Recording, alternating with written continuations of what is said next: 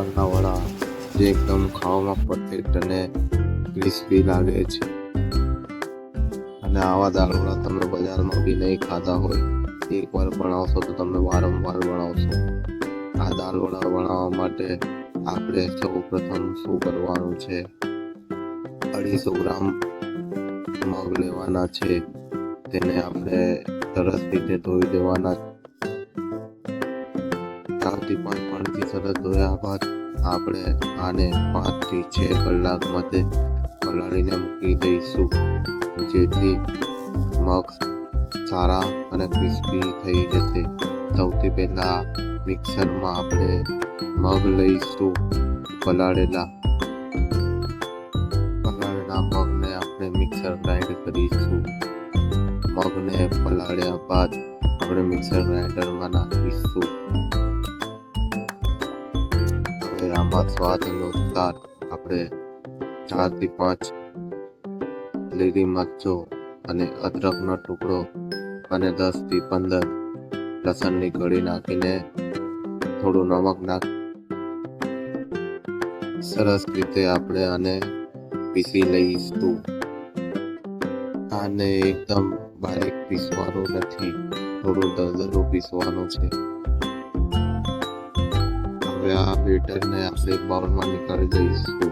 હવે બચેલું જે પણ સામગ્રી છે એ પણ આપણે આમાં પીસી લઈશું એકદમ બારીક.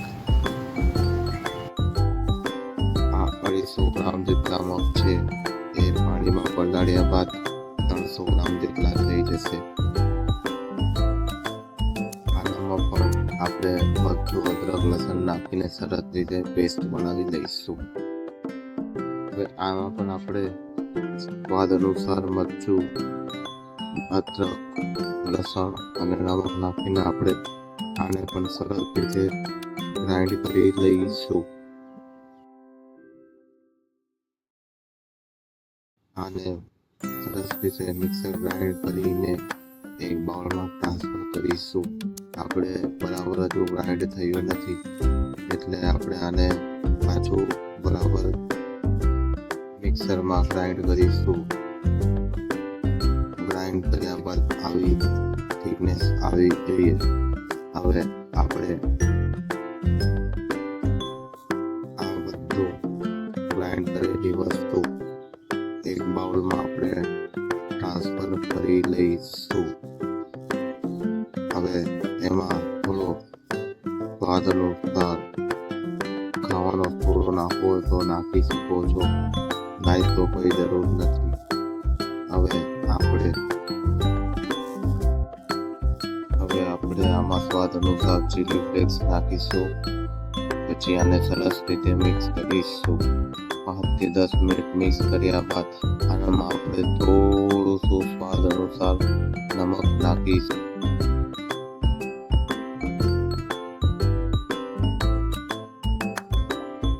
આને સરસ રીતે મિક્સ કર્યા બાદ આપણે આનામાં લાલ મરચું નાખીશું અને આને આપણે સરસ રીતે મિક્સ કરીશું.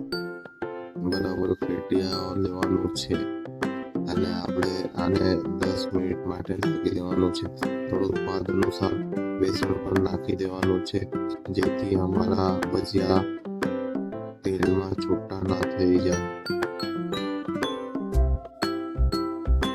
સરસ રીતે મિક્સ કરવાનું છે. બેસનને પણ સરસ રીતે મિક્સ કરીને હલાવવાનું છે. બરાબર મિક્સ થયા બાદ આપણે આને અડધો કલાક માટે ઢાંકીને મૂકી દેવાનું છે. હવે આપણે ગેસ પર એક કઢાઈમાં થોડું તેલ લઈશું ભજીયા તળવા.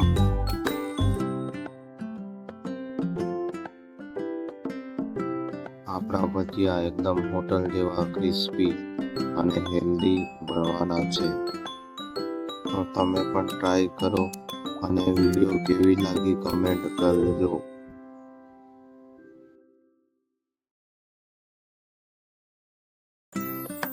અમારી ચેનલને સબસ્ક્રાઇબ કરી નોટિફિકેશન ઓન કરી દેજો,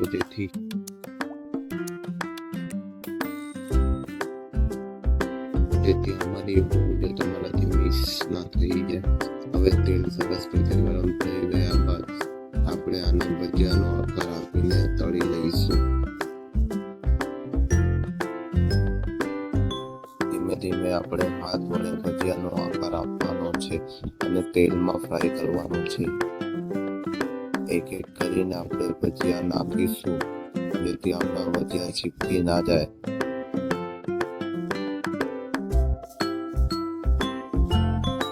એટલે આપણે આને લો ફ્લેમ પર સરસ રીતે ફ્રાય કરીશું અને એક સાથે આપણે ભજીયા તળીશું. એક જ વારમાં આપણે 25 થી 30 વાર આપણે ભજીયા તળી લઈશું. હવે આપણે લો ફ્લેમ પર સરસ રીતે ભજીયાને ગોલ્ડન બ્રાઉન થાય ત્યાર સુધી તળી લઈશું. હવે આપણે આને સરસ રીતે ધીમી આંચ પર સરસ રીતે ગોલ્ડન બ્રાઉન થાય ત્યાં સુધી આપણે આને તળી લઈશું. હવે આપણે આને ફૂલ આંચ પર સરસ રીતે 5 મિનિટ સુધી લો ફ્લેમ પર તળ્યા બાદ આપણે આને ભજીયાને આપણે ફૂલ ફ્લેમ પર ગોલ્ડન બ્રાઉન ના થાય ત્યાં સુધી આપણે તળી લઈશું. આપણા આ ભજીયા હોટલ જેવા એકદમ ક્રિસ્પી અને હેલ્ધી 5 થી 10 મિનિટમાં આપણા ક્રિસ્પી મૂંગ દાળના વડા બનીને રેડી થઈ જાય છે અને ખાવામાં એકદમ ટેસ્ટી લાગે છે. અમારા વિડીયોને વધુમાં વધુ શેર કરજો, અમારા પેજને ફોલો કરજો.